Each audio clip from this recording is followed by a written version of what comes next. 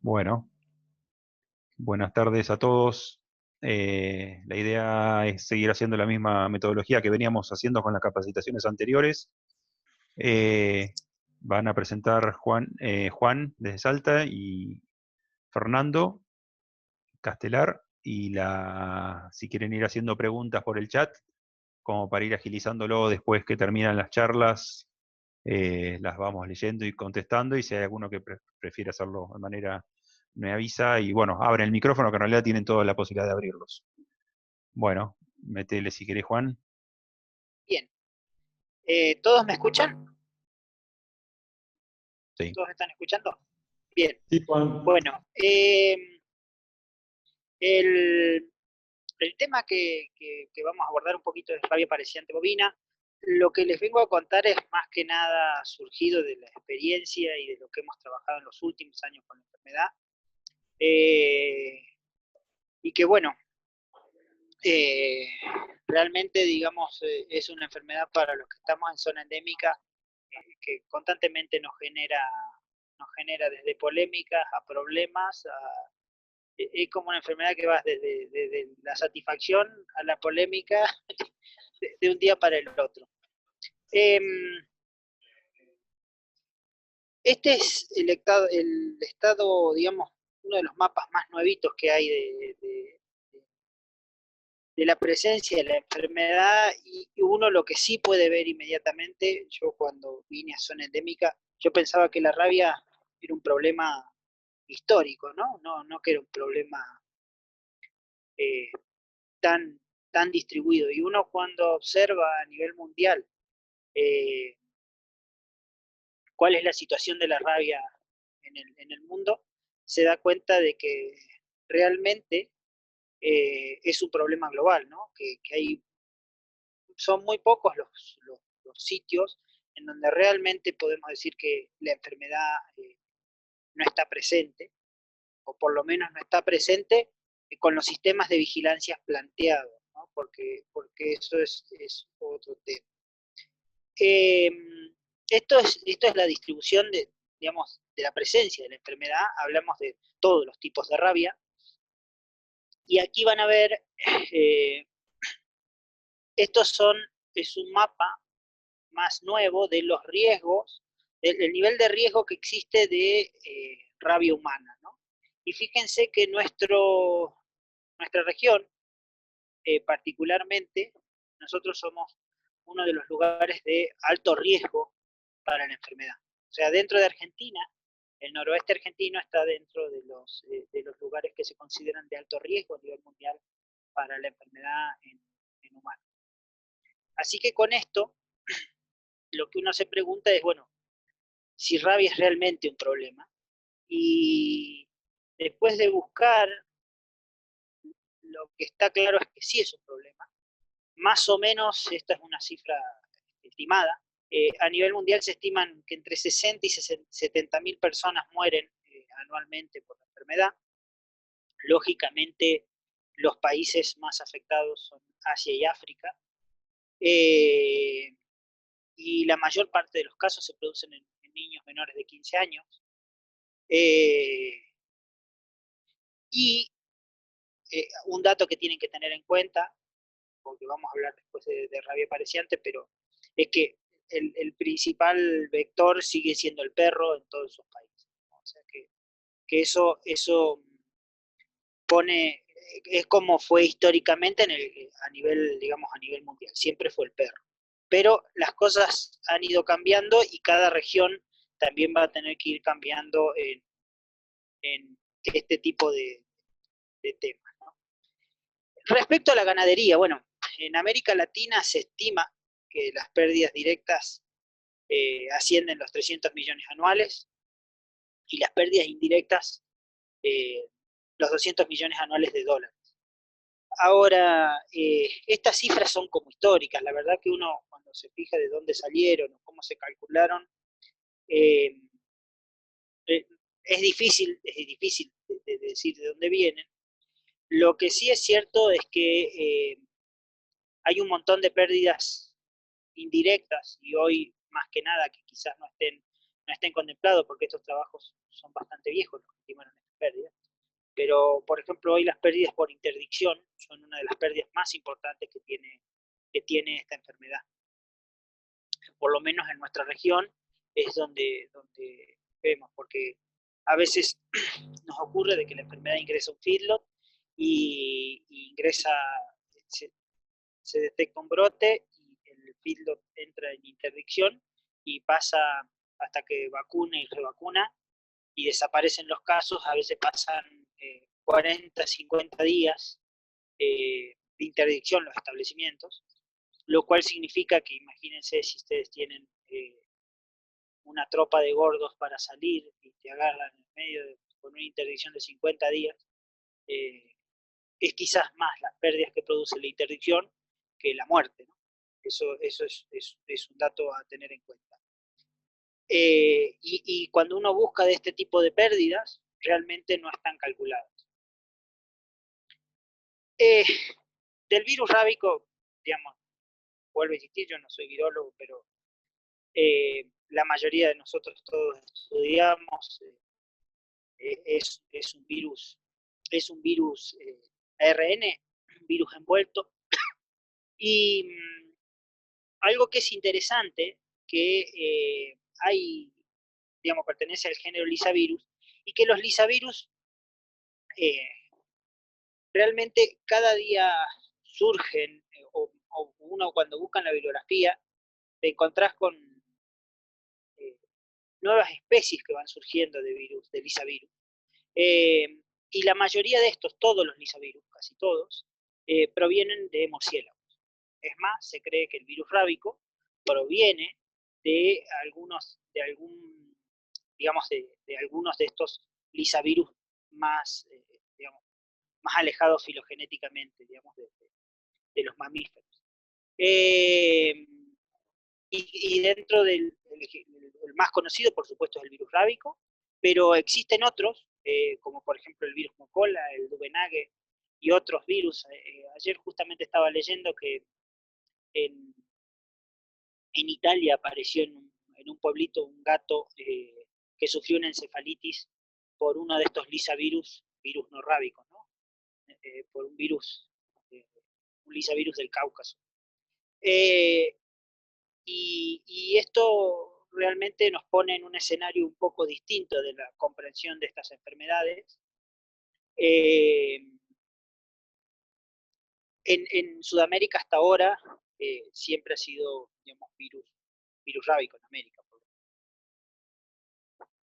Cuando uno piensa en la rabia, y la mayoría estudió esto, creo, uno piensa, bueno, el virus rábico circula, tenemos una que llamamos la rabia silvestre, que tenemos una que circula en la población silvestre de animales, zorros, cuatíes, por ejemplo, en nuestra región, en nuestro país, y después la rabia en quirópteros, que la que nosotros vamos a ver por ser rabia de Modina, de los hematófagos, pero ciertamente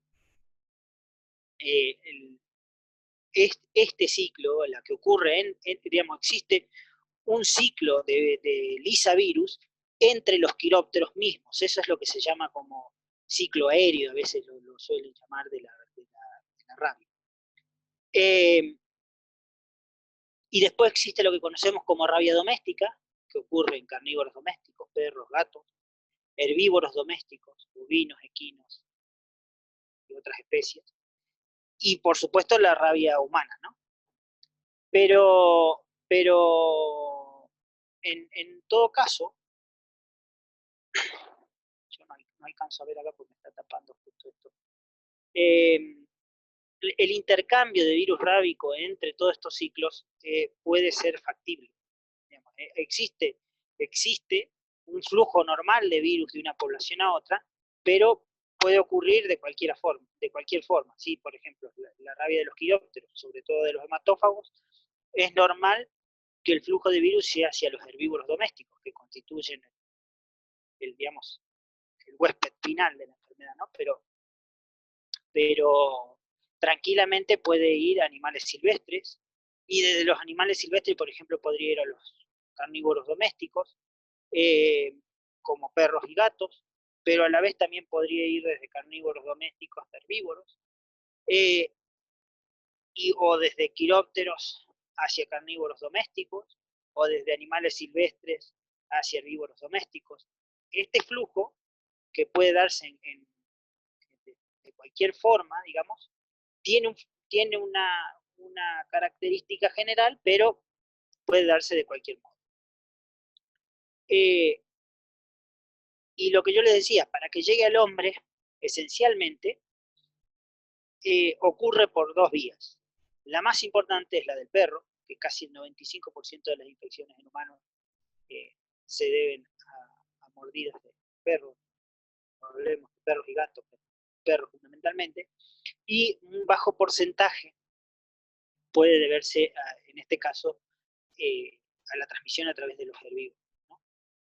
Ahora, sin embargo, y cada vez son más importantes, las transmisiones que son por fuera de este ciclo, digamos, de animales silvestres al hombre o de quirópteros al hombre. En la medida que baja, y eso lo vamos a ver un poquito más adelante, la enfermedad transmitida por perros y gatos normalmente se incrementa la posibilidad de transmisión por otras vías.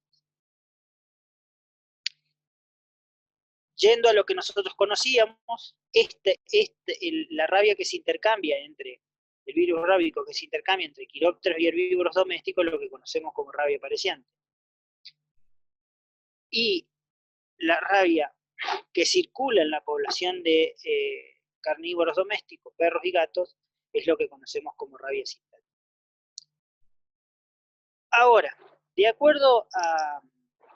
se establecen variantes del virus rábico de acuerdo a un panel de anticuerpos que se usa para clasificarlos, y en Argentina tenemos esencialmente 5 variantes detectadas, ¿no? Una es la variante 1 en cánidos domésticos, eso es nuestro país, ¿no? En otros países puede ser un poco distinto. La variante 2, que normalmente pueden ser cánidos silvestres y también cánidos domésticos. Esta variante, por ejemplo, en la zona de Formosa y Chaco hay como un nicho, un ciclo muy particular de la variante 2. La variante 3, que es la variante que nosotros conocemos como la variante de Modina o de Demodus rotundus, la variante del virus de la enfermedad pareciente, esta es la que particularmente nos enfrentamos nosotros desde la atención de casos en herbívoros. Y después las variantes 4 y 6, que circulan en murciélagos insectívoros, por lo menos hasta la fecha. Con respecto a la rabia pareciente, uno piensa en rabia y piensa que es una enfermedad antiquísima, y es cierto, es una de las enfermedades que ya figuraban en los primeros escritos de la medicina. Se hablaba de la rabia como una enfermedad. Pero fíjense que con respecto a la rabia de Modina, la cosa es un poco distinta. Recién se establece el primer antecedente de rabia paralítica en 1911. O sea, antiguamente la rabia, o sea, se pensaba que la rabia estaba estrechamente vinculada al perro y a la circulación en perros y demás. Y Carini en 1913 establece en una mortandad que ocurrió en Santa Catarina, en Brasil, una epidemia, un brote que ocurrió ahí en esa región. Él establece la sospecha de que la transmisión podía ser dada por el murciélago hematófago, ¿no? Por el Demodus rotundus. En 1931, perdón, en 19, sí, la cita es del 36, pero en el 31 se aísla el virus del murciélago. Eso digamos, realmente también es como se establece más o menos el ciclo de la enfermedad, que en el 32 recién se habla del ciclo de la rabia pareciente, ¿no? Que no me aparece la flechita. el ciclo de la rabia apareciente en los animales. O sea que estamos hablando de que realmente no es, o sea, es viejo, pero para lo que se conoce de rabia, es bastante más nuevo. Y realmente, de acuerdo a lo que uno lee de esos primeros reportes de Carini, fue bastante complejo, digamos, establecer el vínculo de la rabia y el murciélago. eh, y es bien interesante un poco la historia de ese trabajo, de ese primer trabajo de 1913. El murciélago, como ustedes verán, baja fundamentalmente desde Centroamérica hasta la mitad más o menos de Argentina. Y bueno, tiene toda esa distribución. Y esa distribución es más o menos, sigue el patrón de distribución que tiene la rabia. Copia más o menos ese patrón, hablando de la rabia fundamentalmente de Modino, ¿no? La rabia parcial. Con respecto a los murciélagos hematófagos, esencialmente tenemos tres murciélagos hematófagos. Tenemos Demodus rotundus, Diaemos yangi y Diphyllia caudata. Diaemos yangi y Diphyllia caudata son hematófagos, pero fundamentalmente se alimentan de aves, tienen poca relevancia, digamos, en el ciclo de la radio, o nula relevancia, digamos. En cambio, Demodus rotundus exclusivamente se alimenta de mamíferos, ¿no? O preferentemente se alimenta de mamíferos. Pero si ustedes se fijan en la cantidad de especies que hay descritas en Brasil y Argentina, que son un montón de murciélagos, dentro de los insectívoros particularmente hay uno que es Tadarida brasiliensis, que es uno de los que más está involucrado en el ciclo por ahí es el que se lo vincula a la aparición de estos casos de rabia en murciélagos, ¿no? O sea, que a veces encuentra la gente, ¿no? Puede ser esta especie, es una de las más frecuentemente reportadas.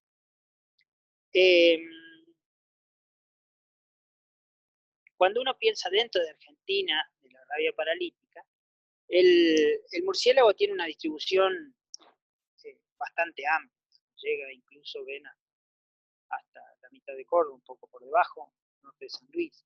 Pero que esté la presencia del murciélago no significa que la densidad de las colonias sea lo suficientemente amplia como para que esté presente la enfermedad. Entonces, la enfermedad se restringe más que la distribución del murciélago. O sea, aunque tengamos Demodus en la región, por ejemplo, podemos tener en Santa Fe, Entre Ríos, toda esta zona puede tener Demodus, no, es muy probable que la enfermedad no ocurra con la frecuencia que ocurre en otros lugares, porque fundamentalmente no hay vínculo entre las colonias, o las colonias son pequeñas, y eso hace que cambie la epidemiología. En cambio, tenemos una zona, que es la que ustedes ven acá, con más naranja, rojo, no sé cómo lo verán ustedes, que donde la enfermedad es particularmente endémica, o sea, que cicla. En los otros lugares la enfermedad se comporta más de modo epidémico, mientras que en estas regiones ahí que están en rojito, la enfermedad es normalmente endémica. Pero Demodus normalmente tiene refugios que van desde taperas, normalmente en la zona chaqueña nuestra, por ejemplo, uno de los refugios más habituales es este árbol, palo borracho, yuchar. Aquí normalmente hacen huecos digamos, y ahí hacen su colonia, o en los pozos de agua. Esto también es un sitio frecuente donde se puede encontrar, o cuevas naturales también. Esas son normalmente las colonias en la cual la enfermedad en la cual uno encuentra el murciélago suele habitar. A ver. No pasa. Aquí, por ejemplo, esto es lo normal que uno encuentra en una colonia. Esto es una colonia que encontramos en uno de los brotes más importantes, que por lo menos que tengo visto desde que vine aquí a Salta. Ustedes ven uno de los sitios para encontrar las colonias, porque colonias de murciélago puede haber muchas, pero no significa de que esté de modo, ¿no? Dentro de las colonias normalmente pueden ser cuevas, normalmente no son tan grandes, son cuevas relativamente pequeñas, y de modus suele dentro de la cueva, si bien puede cohabitar con otra especie dentro de la misma cueva, o sea, dentro de una cueva o dentro de un refugio puede haber murciélagos insectívoros y murciélagos hematófagos. Normalmente las colonias dentro de la misma cueva están separadas. Eso es algo que hay que tener en cuenta, ¿no? Que normalmente no están juntos. Pero uno inmediatamente reconoce una cueva donde hay cueva o un refugio de Demodus, porque primero que el Demodus se alimenta exclusivamente de sangre, y entonces su materia fecal, por supuesto, va a ser líquida, y es sangre digerida, o sea que tiene un olor muy particular, por no decir un olor a podrido importante, y normalmente así parece alquitrán que cae por las paredes y discurre, incluso a veces se puede tener 30, 40 centímetros más de ese líquido negro que está en las paredes. Aquí lo ven como viene bajando. La gente, particularmente cuando son cuevas muy grandes, las suele reconocer por esto. Lo mismo puede pasar en los palos borrachos, en esos luchanes que les decía, que uno ve en un orificio de abajo, a veces empieza a caer como este alquitrán negro, y es porque suele haber adentro colonias de Demodus.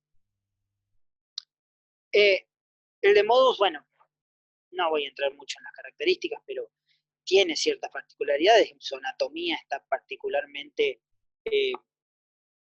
dirigida a su tipo de alimentación. Su hocico, ustedes ven, incluso tiene como una muesca central, aquí lo ven, como un labio, está como partido, que ahí es donde un surco del animal se alimenta. Tiene los incisivos bien desarrollados, la nariz así bien chatita. Esto es una característica bien, bien importante, este pulgar bien desarrollado y la ausencia de uropatagia y cola, ¿no? O el uropatagia es muy finito, más que ausencia, digamos. Este pliegue que uno ve acá entre vendría a ser las dos patitas de atrás y lo que vendría a ser la cola, que no la tiene, normalmente es muy fino o muy chiquito. Esto es muy particular porque este bicho con este dedo pulgar y esa ausencia de cola y uropatagio le permite caminar o saltar, ¿no? O sea, es uno de los pocos murciélagos que tiene capacidad de moverse en el suelo, y es normalmente como ataca, o sea, el animal baja cerca del animal y se mueve, no es que se tira de cabeza, digamos, sobre la vaca, ¿no? Sino que lo hace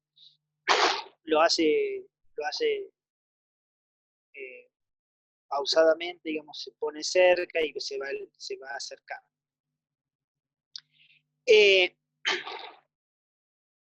Normalmente son animales gregarios, de hábitos nocturnos o vespertinos, o sea, lógicamente son normalmente al atardecer o por la mañana o de noche, es donde ellos tienen su mayor actividad. Las hembras se reproducen prácticamente todo el año. Algunos autores hablan de que hay cierta estacionalidad en la reproducción, pero en general uno puede ir a una colonia y puede encontrar hembras con cría en cualquier momento del año. Contrario a lo que uno tiende a pensar, normalmente tienen una única cría, eventualmente dos crías. Esto les da ciertas particularidades, ¿no? Porque no sé qué concepto tenían ustedes, pero en general uno, no sé si uno, o yo sabía muy poco de murciélagos, pero no sé, pero uno pensaba, bueno, son ratones con alas, entonces tienen muchas crías por año y demás. Y realmente eso no ocurre, su población, digamos, es muy particular, tienen normalmente una única cría y, y, y está un tiempo hasta que se desteta esa cría. Ellos viven en colonias, normalmente esas colonias normalmente tienen macho, macho líder, digamos, y se mueven en torno a esas colonias pueden variar en su tamaño, lo más común es que sean 40 o 50 individuos, puede haber de mayor tamaño, pero lo más común es que sean no tantos individuos. Lo que les decía, esa capacidad de moverse y caminar en el suelo, eso es bien notorio de Modus. Una particularidad es que se alimenta exclusivamente de sangre. No puede pasar más de 48 horas sin alimentarse, por lo cual el animal siempre está muy cerca de su fuente de alimento, no puede alejarse demasiado. Por eso es que normalmente el murciélago tiene un radio de 5 o 10 kilómetros alrededor de su colonia, y es ahí donde se mueve. Eh, eh, y son relativamente longevos, ¿no? O sea, si uno compara con otros mamíferos pequeños, entre 3 y 5 años, pero hay registros de hasta 12 años en cautiverio. Una particularidad del vampiro es que, más allá de las pérdidas que produce la rabia, el problema del, del ataque por vampiros es muy importante también para la ganadería, ¿no? O sea, en una toma un murciélago puede consumir más o menos, se habla entre 25 y 30 centímetros de sangre en un consumo, pero él como en su saliva tiene sustancias anticoagulantes, normalmente queda una hemorragia residual que es más o menos igual al volumen que se alimentó. O sea, si se alimenta de 25 centímetros de sangre y otros 25 queda perdiendo, imagínense que son 50 centímetros en una única alimentación. Y a veces a un individuo lo atacan muchas veces. O sea, incluso es raro que cuando 2 o 3 murciélagos se alimentan de un individuo, aprovechan la herida que dejó el anterior. O sea, no es que van a efectuar otra herida. Si efectuaran otra herida, normalmente es porque hay una densidad poblacional más o menos importante. Incluso es común que te diga, la gente siempre es en el mismo lugar que se produce eh, la herida donde el murciélago se alimenta. ¿Por qué les cuento todo esto del murciélago? Porque esto muestra un poco cómo es la epidemiología de la enfermedad. Esto es uno de los pocos mapas. Realmente en rabia es bastante difícil encontrar la información, ¿no? No es tan fácil encontrar la información. Si uno se fija, la enfermedad tiene, tiene como picos, ¿no? Y luego desaparece y vuelve a ser otro pico. Esos es lo que conocemos como la epidemia de la enfermedad, ¿no? O sea, esa forma epidémica. Y tiene lo que conocemos como periodos interepidémicos. Esos periodos interepidémicos, si ustedes se fijan aquí, la población de murciélagos normalmente se eleva antes de la epidemia de la enfermedad, del pico. Eso particularmente tiene que ver porque como el murciélago enferma del virus rábico, la población se reduce después del brote de rabia, la población de murciélagos. Es así que entonces tenés normalmente hasta que se recupera la población de murciélagos, se vuelve a infectar la colonia, normalmente pasa un tiempo prolongado. Por eso es que la enfermedad se denomina como recurrente, ¿no? O sea, incluso vos te fijas en los manuales de Russo y del Pietro, y ellos hablan de una enfermedad endémica recurrente o epidémica recurrente. Lo de recurrente se habla de que justamente tiene esas epidemias, epidemia desaparece y tiene que ver con la repoblación de la colonia de murciélagos y con la cercanía que existe entre las colonias para que se puedan infectar. Lógicamente, si tenemos lugares en donde hay muchas colonias cerca, el pasaje de un individuo de una colonia a otra, o el movimiento de murciélagos entre una colonia y otra, puede hacer que se infecte. Dentro de la colonia los animales se infectan entre sí, porque ellos se acicalan mucho, tienen muchas peleas territoriales entre individuos, y se muerden entre sí. Por eso se transmiten la rabia dentro de la colonia. Ahora, el largo del periodo interepidémico es variable. En nuestra región, aquí en la zona endémica, más o menos 4, 5 años, 7 años la enfermedad cicla, porque por la abundancia de colonias. Entonces, aparece, desaparece y vuelve a hacer ese ciclo. Y se va moviendo, eso le da la particularidad de cómo se mueven, digamos, regionalmente la enfermedad. Pero puede tener periodos interepidémicos muy largos. ¿Sí? Acá, por ejemplo, hay una cueva bastante grande en el norte de Tucumán, que la enfermedad demoró casi 35 años en reaparecer, ¿no? Pero tiene que ver con que esa colonia estaba bastante aislada de otras colonias, entonces no había intercambio de individuos y la posibilidad de infestación de esa colonia por el virus rábico era menos probable o menos, claro, demoró mucho más en darse esa infestación para que se vuelva a dar el brote. Lógicamente, cuando ocurre esto, las colonias son muy grandes. Cuanto más largo es el periodo interepidémico, los picos de las epidemias suelen ser más grandes porque la cantidad de individuos de esa colonia suele ser mucho más importante. No sé si se entendió esto. Pero, y esto cuando uno monitorea una colonia, esto es serología de los individuos en una colonia, esto se ve bien dentro digamos, de la colonia, como la cero prevalencia de la enfermedad va variando. O sea, después del brote, fíjense que hay mucha exposición, muchos animales, previo al brote, y así es como la enfermedad circula también dentro de la población de murciélagos.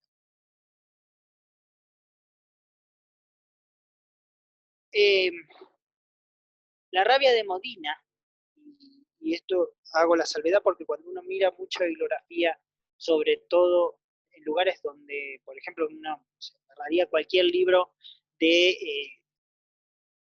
quiere leer rabia en bovinos, por ejemplo, del Dirce, o sea, la escuela alemana, o libros de otros lugares, realmente el cuadro que describen de rabia no es el cuadro que normalmente nosotros vemos, que es el cuadro pareciente, porque frecuentemente en esos casos lo que se habla es eh, de, de transmisión a través de, por ejemplo, un perro que mordió una vaca y por eso contrajo, y es la variedad, digamos, una variante del virus rábico que no es la cepa de Modina, que tiene un comportamiento particular. Realmente, cuando uno mira, a ver si alcanzan a ver ustedes, por ejemplo,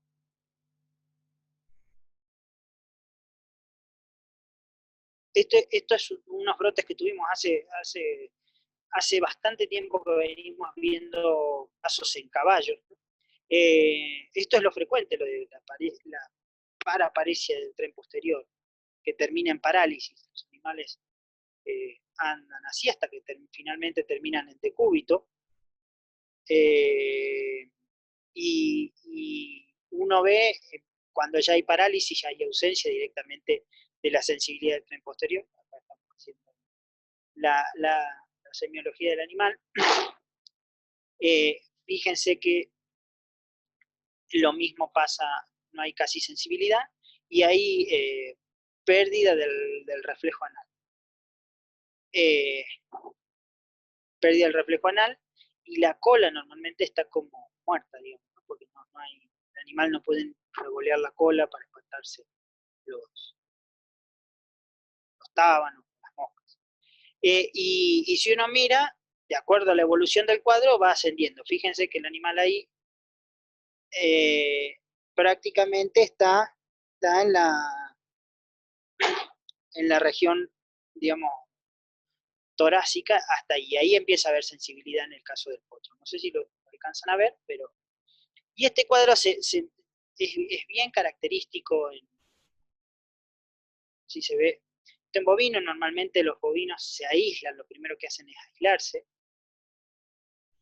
dejan de comer. Esto incluso fue en un feedlot.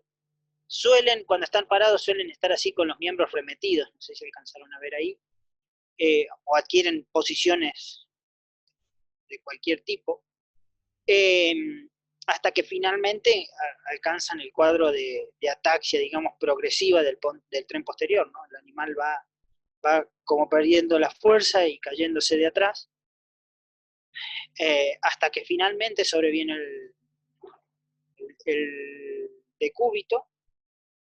En las primeras etapas el animal mantiene el sensorio normal. Ahí puede haber alteraciones. Una de las cosas que uno frecuentemente pregunta es normalmente los animales cuando balan, eh, el mugido del bovino o el caballo cuando relincha es distinto porque normalmente hay parálisis faríngea, entonces eso produce un mugido y un balido bien distinto. Entonces, lo normal es que haya esta ataxia progresiva del tren posterior. Pero, eh, casi todos los que trabajan en rabia, yo lo he escuchado decir de varios de esto, es que lo único constante en la rabia es la inconstancia. O sea, cualquier animal que sufra un cuadro nervioso en zona endémica tiene que ser sospechado de rabia. Normalmente un animal que empieza con un cuadro de rabia está entre 5 y 10 días de evolución, pero depende de la edad del animal. Los animales jóvenes, sobre todo los terneros, los cuadros pueden ser de muy corta evolución, 1 o 2 días y ya pueden morir. Pero lo frecuente es que demoren entre 5 y 10 días, hasta 15 días para morir. Lógicamente la enfermedad siempre va progresando hasta la muerte. La letalidad siempre es muy alta. Nosotros aquí, esto tenemos casi, justo para la presentación estaba revisando la cantidad de brotes que tenemos más o menos 32 brotes, pero algo que nosotros vimos, acá solamente le puse 4 focos para que ustedes vean, que nosotros cuando evaluamos la incidencia según la categoría, lo llamativo es que siempre la incidencia era mayor en terneros que en bovinos, que en animales mayores de un año. ¿Por qué ocurre eso? Y eso se repetía en establecimientos vacunados y no vacunados.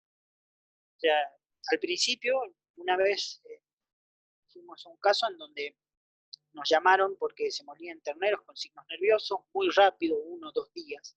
Entonces, la mayoría de los veterinarios no están acostumbrados a ver esa rabia y sospechan de cualquier otra cosa. Y se morían de rabia. Lo que resultaba es que las vacas habían sido vacunadas y los terneros no. Y en zonas en donde hay mucha densidad de murciélago, normalmente a veces la vacunación se adelanta hasta los 2 meses, 1 mes, porque a veces no llegas, digamos, los animales se terminan muriendo de rabia si vos esperas al destete para vacunar de rabia. Como les decía, la incidencia de animales menores de 1 año es muy alta, pero esto ocurre en rodeos que vacunen o que no vacunen. ¿A qué se debe esto de que los terneros sean, digamos, que uno vea mayor incidencia en terneros? La verdad que no se sabe. Pero este mismo patrón lo describen los brasileros. Nosotros acá, como les digo, en los 32 brotes que tenemos visto, acá le puse 4 focos, pero en 32 brotes más o menos se mantiene esa relación. La mayoría hipotetiza en que parece que los terneros son más atacados por los vampiros, tienen menos capacidad de defensa, ¿sí? Mayor susceptibilidad al virus, seguramente algunos hablan de que la dosis infectante de virus eh, puede ser menor, digamos, en el caso de los terneros. O la dosis infectante es proporcionalmente mayor, digamos, por kilo de ternero la cantidad que está inoculando un murciélago es mucho más alta. Y otro que piensan, bueno, los terneros recibieron menos inmunizaciones. La pregunta es que muchas veces esto lo vemos en rodeos en donde hay vacas y terneros sin vacunar. Entonces no sabemos por qué ocurre. Cuando uno sospecha de rabia, lo primero que ve al hacer una necropsia es nada, excepto esto, una vejiga pletórica llena de orina, y probablemente no vea nada más.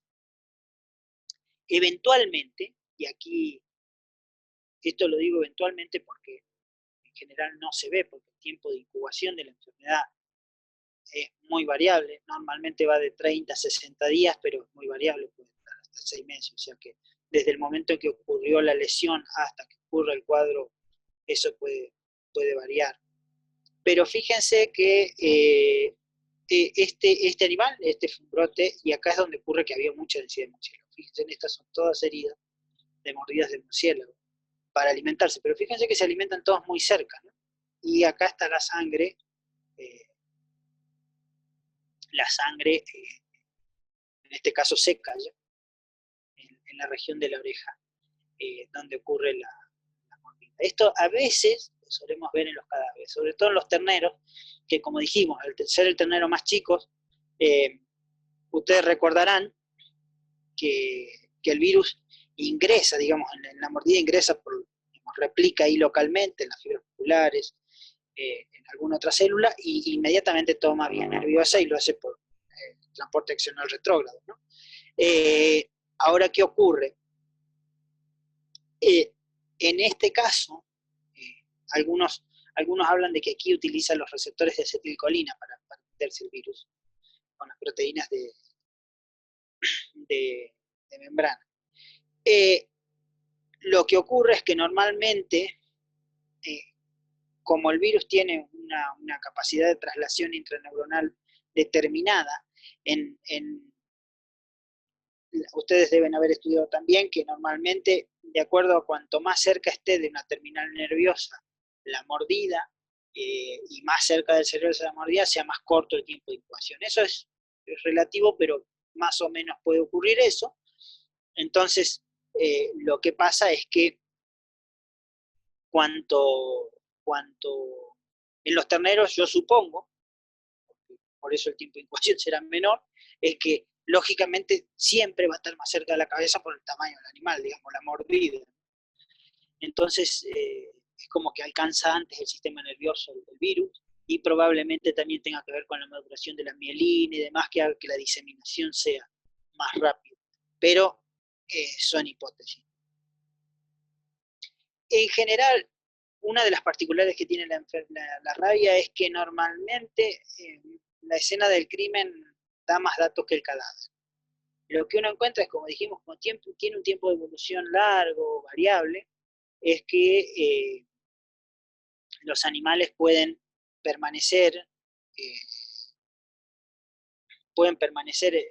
los sitios, así, incluso cavar, hacer pozos y estar mucho tiempo ahí en el suelo con rastrilladas, la materia fecal seca por la deshidratación. Y eso es lo que uno suele ver a veces en un animal con rabia. Y esa vejiga urinaria pletórica, no mucho más.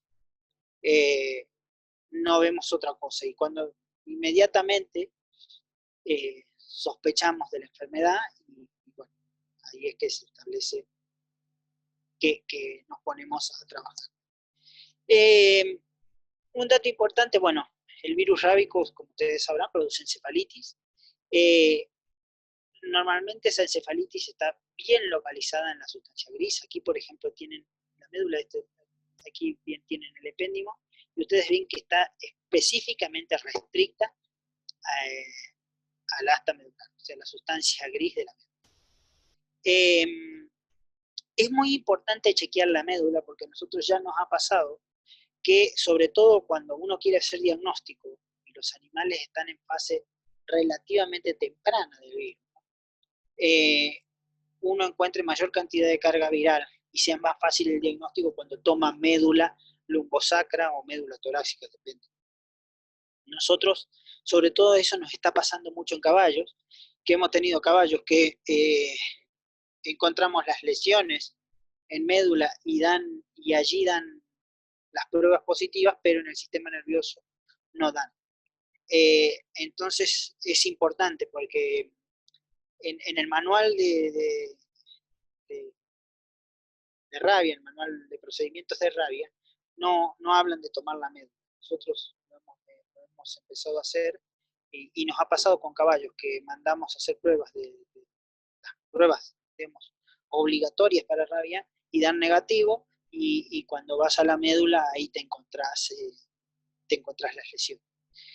La lesión, como les decía, es bien una polio, en este caso como es médula, una poliomielitis, que puede ser multifocal o focal extensiva en el sistema nervioso.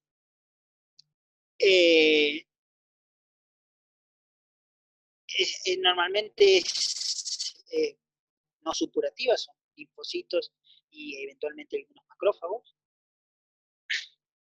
Y la presencia, lo otro que puede ocurrir es la presencia de cuerpos de inclusión.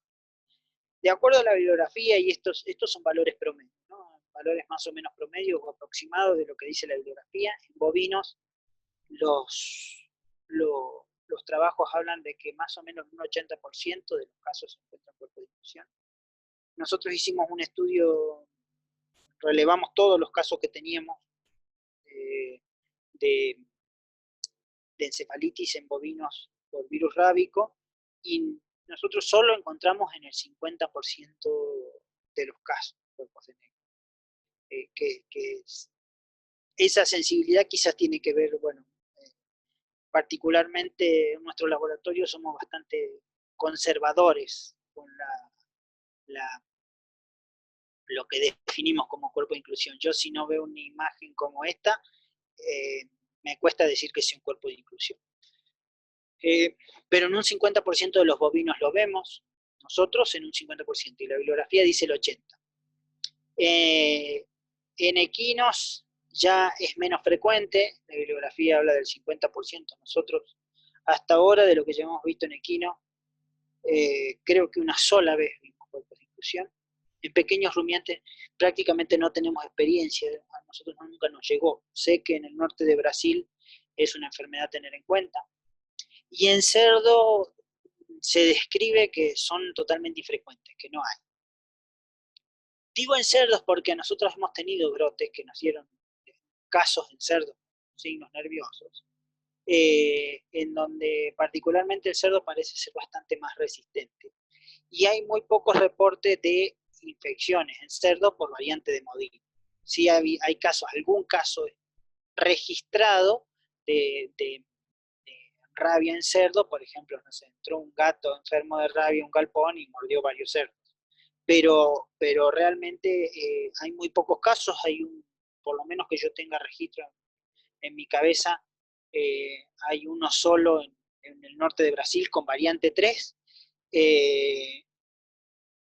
y en ese caso tampoco vieron, en ninguno de estos casos vieron cuerpos de inclusión en el cerdo. Las encefalitis suelen ser severas.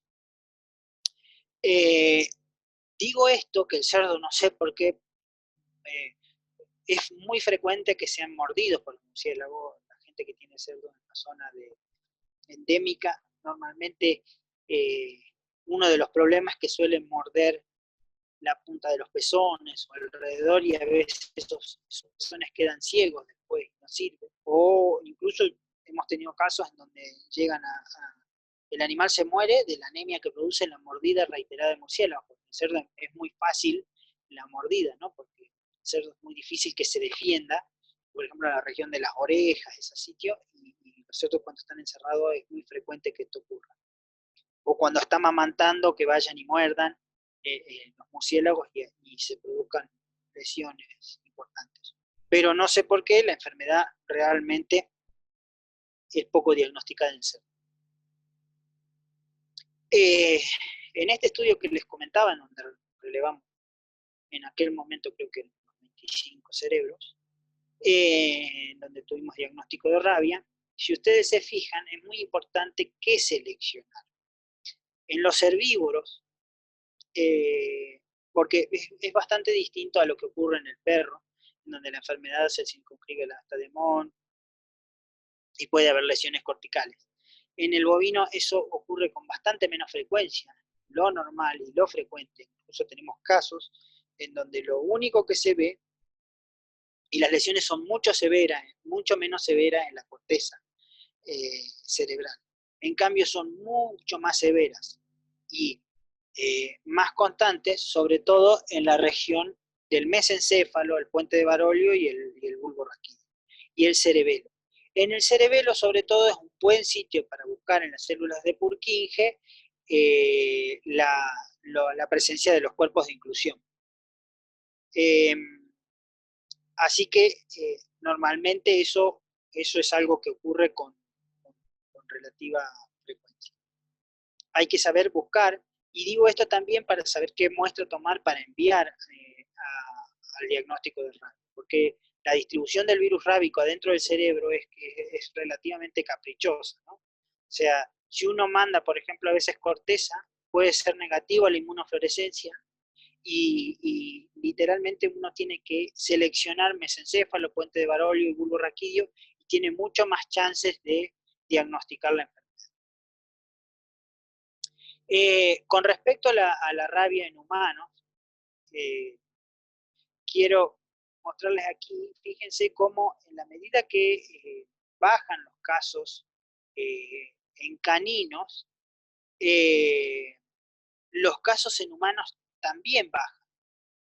Pero una cosa que ocurre es que empiezan a predominar los casos por otros, digamos, por murciélago. O sea, los casos transmitidos a hombre por murciélago. A medida que desaparece la rabia canina, lógicamente tiende a adquirir, relevancia otras formas de transmisión no perro o no gato en esta enfermedad. Fíjense, esto es bien interesante de los últimos casos registrados en nuestro país. El último caso fue por variante 1 en Jujuy en el año 2008, de un nene que murió de un brote de rabia que hubo en la ciudad de Jujuy. Un nene que murió por variante 1. Lo mismo en Tucumán en el año 94, pero fíjense que en el 97 y en el 2001 fueron por variante 3, fueron por murciélago los últimos casos. Fueron por murciélago hematófago. O sea que esto también pone en relevancia, y esto es algo que hay que tenerlo muy en cuenta, porque la transmisión de la rabia a través de murciélagos hematófagos directamente al hombre está cobrando muchísima importancia en los últimos años. Fíjense acá, estos son todos los casos hasta el 2006, pero creo que el año pasado se registraron casi 22, 25 casos en el Perú de enfermedad, digamos, de rabia transmitida por murciélago. Superó la cantidad de rabia transmitida por murciélago a la cantidad de casos transmitidos por perros. Sobre todo, lógicamente, son en poblaciones más desprotegidas o poblaciones alejadas de los centros urbanos, en donde lógicamente los murciélagos tienen mucha actividad. No, digamos, normalmente el bovino, si tiene ganado cerca, tiende a, digamos, a atacar a los bovinos, ¿no? O sea, si tiene para elegir, tiende a atacar a los bovinos. Con poca frecuencia bovinos y equinos, y con menos frecuencia ataca a otras especies. Pero cuando le faltan bovinos, lógicamente empieza a atacar a otra especie, en este caso humanos. Y ahora sí, y creo que la mayoría de ustedes ha escuchado últimamente, si constantemente sale que aparecen murciélagos con virus rábico, y eso va a pasar, que digamos la relevancia del, digamos, ya en Lorta en el 76 y este trabajo de Matos en el 96 hablaban del riesgo que significaba la presencia de rabia en poblaciones de murciélagos neumatófagos. Y hablaban de los centros urbanos de América del Sur, que ahí había un mantenimiento de virus rábico que tenía que ser tenido en cuenta. Eso es bien interesante porque creo que en el año 38, si mal no recuerdo, no, perdón, en el año 58, es que se hace el primer diagnóstico de rabia humana transmitida por murciélagos neumatófagos, transmitida a través de murciélagos, en este caso neumatófagos. Y fíjense que en Estados Unidos y Canadá, si uno mira la cantidad de casos de rabia por 1.000.000, en el año 1950 al 89 era de 2,2 casos. Pero fíjense cómo ascendió del 90 al 2000 la cantidad de casos no la cantidad, digo, pero proporcionalmente que se incrementó la transmisión a través de murciélagos no hematófagos de la enfermedad. Y esto es bien característico, ustedes deben haber, bueno, creo que ahora en Balcarce, si no me llegó mal la noticia, hubo un caso de un gato que presentó un cuadro de rabia y era, si no me equivoco, variante 4. La mayoría de los casos que nosotros tenemos acá, después hubo moldes en Córdoba, un perro, también fueron siempre, hasta ahora, por lo que yo tengo leído y está reportado, eran siempre variante 4, que son variantes de murciélagos insectivos. No variante, digamos, de Modina o variante. Digo esto porque en la medida que se incrementa la vigilancia de la enfermedad a través de el envío de murciélagos, esto es relativamente reciente, digamos, porque si uno se fija la cantidad de murciélagos que remitían las poblaciones, que se remitían a vigilancia, han ido en incremento sustancialmente en los últimos años, ¿no? O sea, yo creo que esto también hace de que con más frecuencia encontremos virus rábico y por ahí se arman estos despioles de que encontraron un murciélago con rabia en plena avenida 9 de Julio. ¿No? Ese tipo de cosas yo creo que van a seguir ocurriendo a la medida que se manden más murciélagos, probablemente la enfermedad siempre estuvo, y bueno, ahora la estamos encontrando. Cuando uno tiene un brote de rabia, lo primero que tiene que hacer es una denuncia, cosa que es bastante compleja, digamos. A ver, no es compleja hacer la denuncia, pero hay que llenar este formulario, 540. Uno llena este formulario y lo tiene que presentar en la oficina local. A nosotros nos llevó bastante tiempo todo este tipo de cosas, ¿no? Porque sé que muchos levantan el teléfono y avisan directamente, pero bueno, hay un formulario que uno tiene que llenar, que es este, que se los pongo acá, cualquier cosa, el que quiera me lo pide y se lo envío, para notificación de la enfermedad en la oficina local de SENASA. El diagnóstico de rabia, en nuestro caso, y acá les cuento lo que hay en el país y lo que se hace en nuestro país y lo que hacemos nosotros en nuestra región.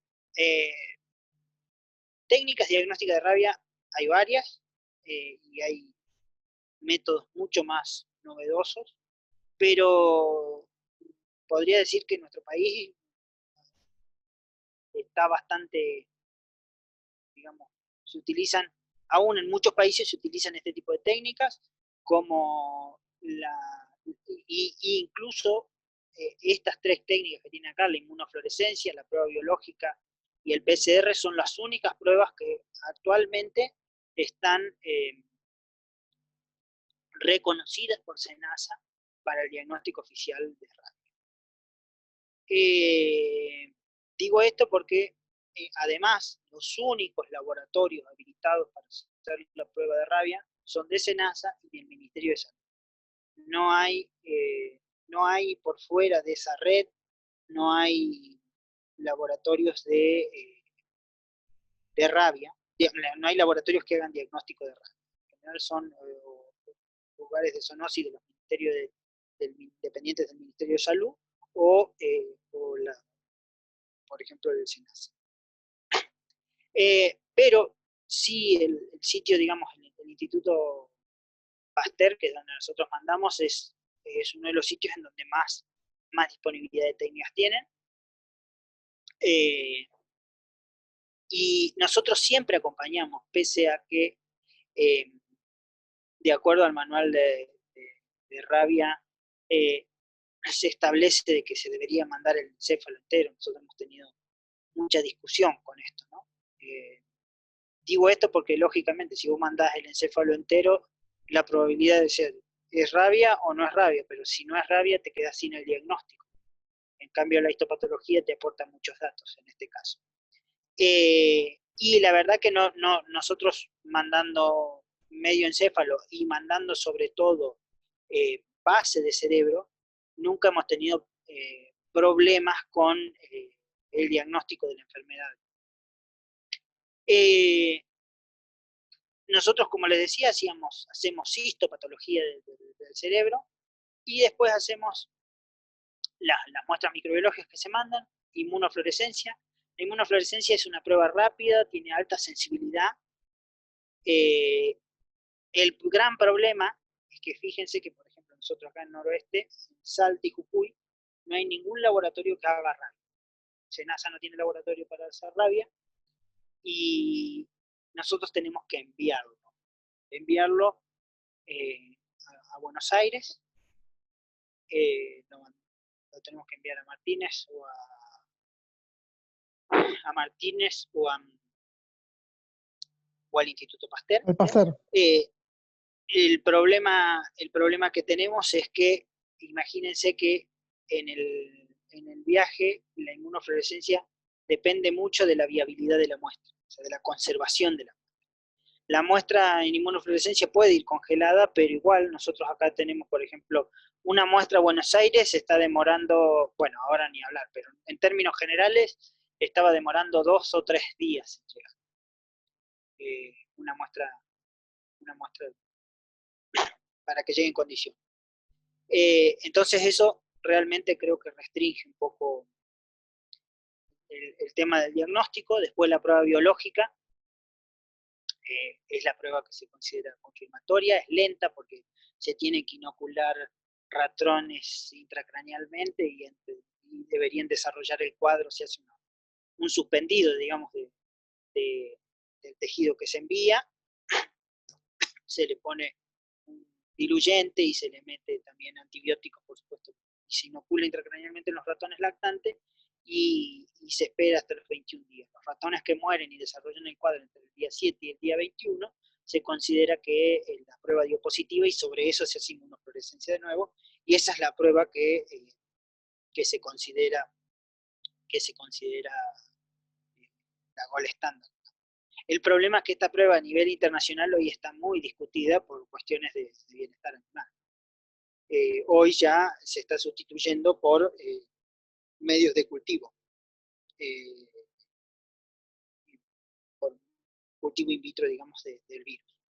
Y después, esta sí la tiene hoy el Instituto Pasteur, el RT-PCR, que es una prueba bastante más rápida y tiene la ventaja de que en pruebas autolíticas anda muy bien. Incluso ellos lo hicieron porque tenían casi, yo no recuerdo, pero un 25% en el trabajo este que describen, la RT-PCR que ellos hacen, tenían casi un 25% de muestras que llegaban fuera de las condiciones, o sea, un porcentaje muy alto de muestras que no llegaban en condiciones para ser procesadas. Nosotros en ese caso, como les decía, nosotros hacíamos siempre la histopatología y a veces nos salva las papas, como es en esta situación de la pandemia, porque hoy, por ejemplo, no se está pudiendo mandar muestras a Buenos Aires y SENASA tampoco está mandando muestras a Buenos Entonces, nosotros hoy no tenemos cómo hacer diagnóstico de rabia localmente y solucionarlo en un periodo, en un tiempo perentorio, digamos, como para que tenga respuesta el productor, y sobre todo porque de ser un caso positivo se eleva, surge una alerta, ¿no? En donde se hace una vacunación en anillo en el sitio donde fue la denuncia, y además el Ministerio de Salud tiene que, eh, tiene que atender la demanda y ver quiénes fueron los expuestos en el caso de humanos y hacer las vacunaciones pertinentes. Esto es muy importante porque hoy hay faltante de vacuna para humanos. Entonces, solo, por lo menos aquí en Salta, solo te están vacunando cuando tenés un informe que diga que la enfermedad, que digamos que fue diagnosticada y confirmada. O sea, no te vacunan solo con la denuncia, te vacunan solo contra informe. Lo cual, imagínense que hoy nosotros tenemos un caso que ahí está en sospecha y que no tenemos cómo confirmar hasta el momento, porque ya tiene encefalitis no supurativa, tiene todo el cuadro, pero no tenemos cómo confirmar. El control de la enfermedad, y ahí yo no voy a entrar mucho en detalle porque hay gente mucho más autorizada para hablar de, de vacunas de rabia, pero sí decirles que en términos generales el control se basa fundamentalmente en la vacunación y en el control del vampiro. El control del vampiro hoy por hoy solo está en manos de SENASA. Hoy no lo puede hacer otro ente. No podés ir a hacer control de vampiro vos, a ver, legalmente. Ahora que después el productor vaya y controle la colonia sin que nadie se entere, eso ocurre con más frecuencia de lo que uno cree. Pero el control de la enfermedad se basa en esos dos pilares, la vacunación y el control de vampiro. La vacunación, uno de los problemas, o sea, uno también se puede denunciar la presencia de colonias positivas, o sea, los productores pueden denunciar la presencia de colonias positivas, y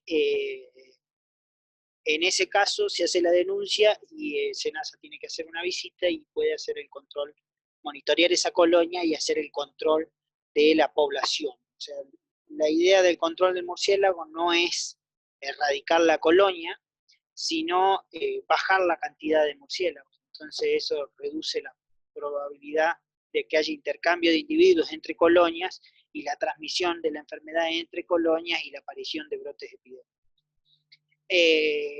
Esto suena muy lindo hasta cierto punto, porque nosotros en nuestra región, por ejemplo, tenemos campos que son limítrofes con parques nacionales y adentro del parque nacional no se puede hacer control. Entonces, los campos que están limítrofes con esos parques nacionales, literalmente lo único que les queda es vacunar. La vacuna de rabia es una vacuna muy eficiente, vamos a decir, en términos generales, las vacunas comerciales que hay disponibles son bastante eficientes, y con una doble vacunación, en general, el rodeo está protegido. Normalmente en las zonas endémicas, aquí se vacuna al destete y después se repite a los 21 días, 30 días. Ahora, cuando uno mira, esta es la cantidad de vacuna, la cantidad de dosis de vacuna producida por los laboratorios, y esto ya es viejo, ¿no? Porque esto yo no recuerdo de dónde saqué estos datos, pero ya llevan del 2013, o sea, llevan ya un tiempo. Y si ustedes se fijan, estamos hablando de la cantidad de dosis que producen los laboratorios. O sea, estamos hablando de, en este caso, 2 millones de dosis, 2 millones de dosis en pequeños animales.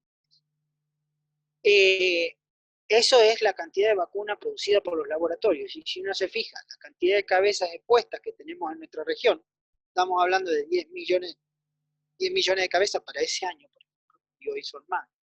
Y estábamos hablando de 1 millón y pico de vacunas, 2 millones de vacunas. Fíjense que la proporción de individuos vacunados es muy baja para la zona endémica. Entonces, la primera pregunta que te suena, que te tenés que hacer es si estamos vacunando a los bovinos realmente en zona de riesgo. Yo creo que nos está faltando. Y el otro problema es si tuviéramos que vacunar los 10 millones de cabezas, pongamos, con 2 dosis, no nos alcanzan las vacunas producidas. Y este escenario es aún peor en humanos. En humanos, las dosis disponibles de vacuna para humanos es muy restringido y muy baja. Esto particularmente se debe a que la vacuna para rabia es una vacuna voluntaria, excepto si yo participé, con Fernando participamos cuando se hizo un, un nuevo programa de rabia, ya no me acuerdo en qué año, ha sido 2015, 2016, que nos fuimos a una reunión a Buenos Aires y justamente uno de los puntos es que había que incrementar la cantidad digamos, para que los laboratorios les sea rentable mantener la cantidad de vacunas, había que eh, eh, mantener un consumo mínimo, ¿no? Y entonces lo que se estableció en ese momento, y que es lo que hoy está como vigente, es que, bueno, se vacuna voluntariamente, excepto en ciertas situaciones, que es la vacunación de emergencia, o sea, ante un brote, eso se vacuna, y se vacuna 10 kilómetros a la vuelta del establecimiento, eso lo hace SENASA. Los engordes al corral dentro del área endémica deberían vacunar al ingreso, todos los engordes.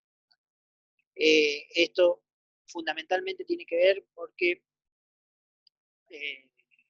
a nosotros nos ha pasado aquí de trasladar animales, o sea, que vienen animales, por ejemplo, tuvimos un brote dentro de un feedlot fuera de la zona, digamos, dentro de Salta hay zonas que no hay rabia, están fuera de la zona endémica, que animales que vinieron de Formosa y desarrollaron el cuadro acá dentro del feedlot.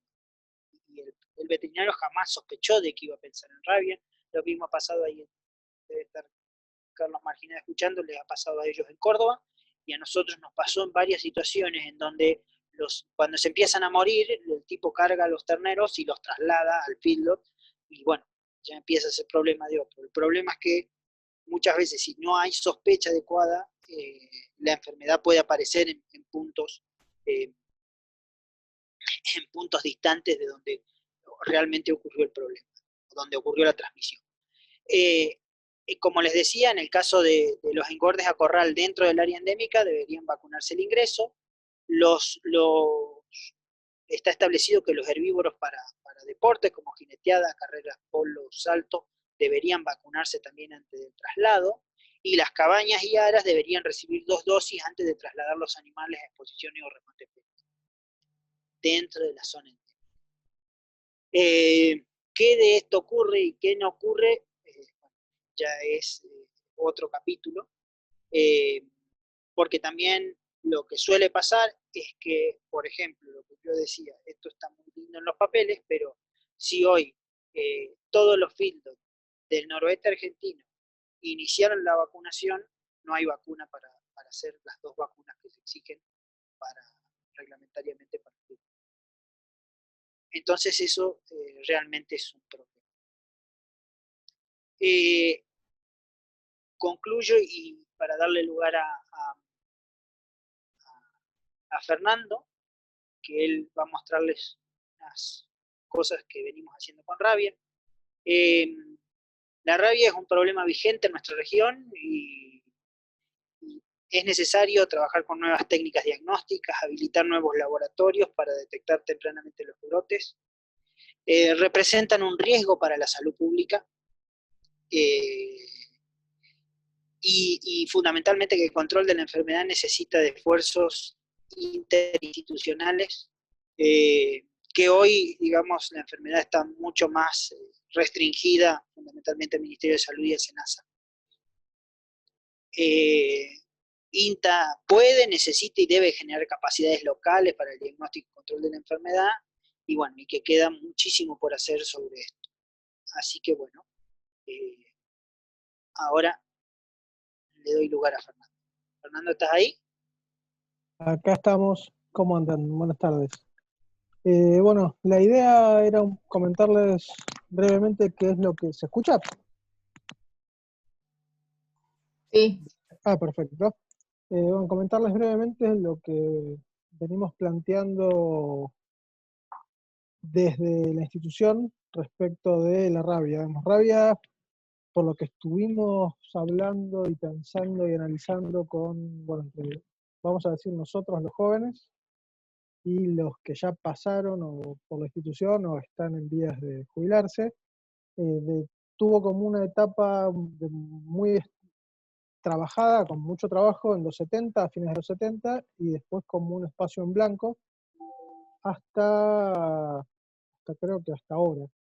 Y de hecho en las carteras de proyectos de INTA, rabia no venía figurando, no venía siendo un tema. El año pasado se generó un proyecto estructurante de enfermedades tropicales, entre las cuales, Juan, vos estás compartiendo la pantalla, así que yo no puedo marcar demasiado, pero entre las cuales aparece la rabia.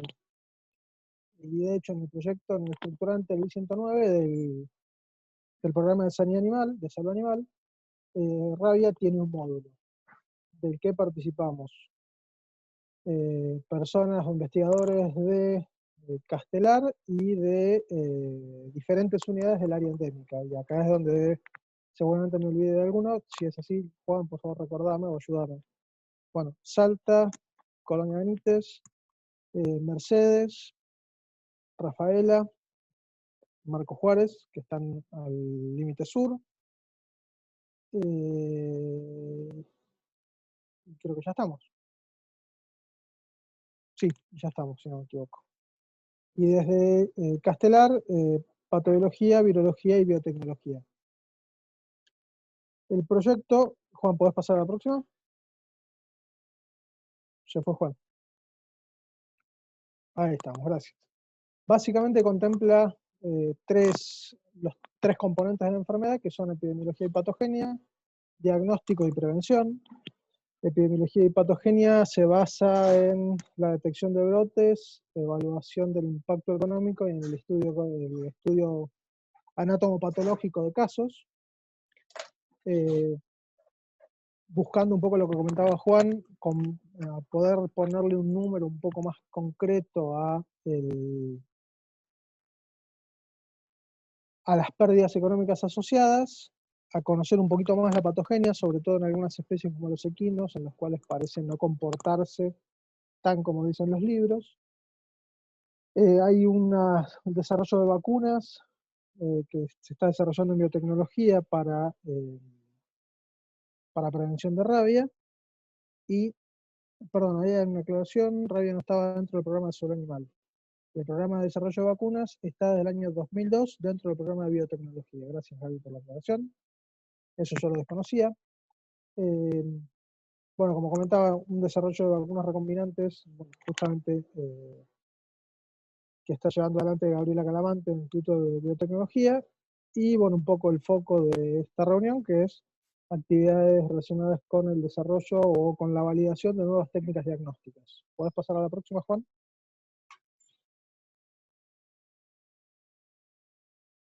Juan, Juan, Juan. Juan. La próxima, por favor. Ahí va. En el marco del diagnóstico, el proyecto plantea desarrollar y validar pruebas complementarias a las que ya se vienen usando, como comentó Juan. La histología en realidad no sería la prueba diagnóstica más recomendable para rabia, porque hay infecciones o casos de rabia que tienen el virus, tienen signos clínicos, pero no tienen lesiones. O las lesiones son muy leves, y fundamentalmente porque si no están los cuerpos de inclusión, son muy inespecíficas. Entonces, el diagnóstico en sí de meningoencefalitis es útil, pero no alcanza para disparar toda la cadena de eventos que tienen que transcurrir después. Por eso es que estamos buscando desarrollar y validar pruebas alternativas. Hay un grupo de gente que está desarrollando pruebas y validando pruebas para evaluar la efectividad de la vacunación en diferentes especies, y ahí incluyo a las personas, a los seres humanos, ya que en teoría todos aquellos que trabajen con animales con rabia o con potencialmente rabia debieran estar vacunados y deber tener cierto título de anticuerpos. Bueno, hay un grupo de gente que está trabajando, desarrollando ELISAs para poder hacer este tipo de evaluaciones. Y un tercer aspecto involucra el desarrollo de nanoanticuerpos que por un lado sirvan para diagnóstico y por otro lado también puedan ser aplicables para el tratamiento de la rabia, no en bovinos, fundamentalmente en humanos, que son anticuerpos de los VHH o anticuerpos de cadena simple. ¿Podés pasar, Juan, a la que sigue? Sí. Ya que no sé por qué no está pasando. Ahí va.